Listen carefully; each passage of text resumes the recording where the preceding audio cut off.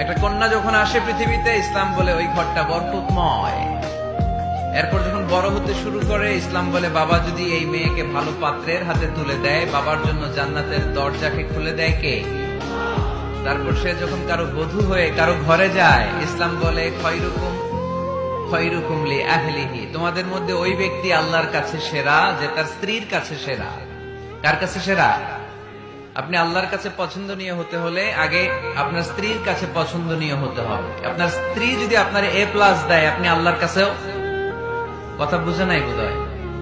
আপনার বউ যদি আপনারা দেয় A+, আল্লাহ দিবে কি? আপনার স্ত্রী যদি আপনারা দেয় A-, আল্লাহ দিবে কি? আপনার স্ত্রী যদি আপনারা F দেয়, F, ওই যে ফেল, তো আল্লাহ কি দিবে? আজকে যে ভাবিরে ধরবেন, কি দিবা? কও, কি দিবা? হ্যাঁ, ওই যে বিয়া করে নাই A+। স্ত্রীদের সাথে বিষ্ণু ঈসা ইসলাম অনেক খুনসুটি করতেন, অনেক ভালোবাসতেন স্ত্রীদেরকে। আম্মাজান খাদিজাতুল কুবরা আত-তাহেরা রাদিয়াল্লাহু তাআলা আনহাকে বিষ্ণু ঈসা ইসলাম এত ভালোবাসতেন, তিনি বলতেন রুজিকতু হুব্বাহা, আমি খাদিজার ভালোবাসাকে আল্লাহর পক্ষ থেকে রিজিক হিসেবে পেয়েছি।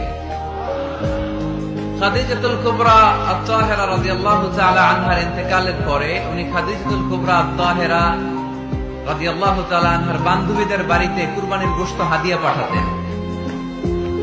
আম্মাজান আয়েশার সামনে যখন তিনি বলতেন যে খাদিজা এমন ছিল, এমন ছিল, এমন ছিল, আম্মাজান আয়েশা রাদিয়াল্লাহু তাআলা আনহা রেগে যেতেন, বলতেন আমরা কত সুন্দরী, আমাদের কথা কন না কেন? ওই যে কত আগে আপনার প্রথম স্ত্রী, শুধু তার কথা বলেন কেন? বিষ্ণু বলতেন খাদিজা আমার দুঃখের দিনের সঙ্গিনী, তোমরা আমার সুখের দিনের সঙ্গিনী। সুবহানাল্লাহ। একটা নারীকে আল্লাহ তাআলা আরশের উপর থেকে সালাম জানিয়েছেন, ওই নারীটার নাম হচ্ছে খাদিজা। বিষ্ণু ঈসা ইসলামকে সব সময় সান্ত্বনা জুগিয়েছেন, সাহস জুগিয়েছেন। এজন্য আমি বোনদেরকে প্রায়ই বলি, হাজবেন্ডদেরকে সাহস যোগাবেন। স্বয়ং আল্লাহ তাআলা সাইয়েদনা জিবরাইল মারফত জানিয়ে দিলেন, ও নবী বাশশিরু খাদিজাতা বাইতান ফিল জান্নাহ, আপনি আপনার স্ত্রী খাদিজাকে এমন একটা জান্নাতের ঘরের সুসংবাদ দেন যেটা মণি, মুক্তা, ডায়মন্ড, সাফায়ার স্টোন দিয়ে তৈরি, যে জান্নাতের ভেতরে কোনো আওয়াজ নাই, নয়েজ নাই, চিৎকার নাই, হই হুল্লোড় নাই। সুবহানাল্লাহ পড়েন। এর কারণ সাইয়েদনা খাদিজাতুল কুবরা রাদিয়াল্লাহু তাআলা আনহা বিশ্বনবীর জন্য ওনার ঘরটাকে এরকম ঠান্ডা পরিবেশের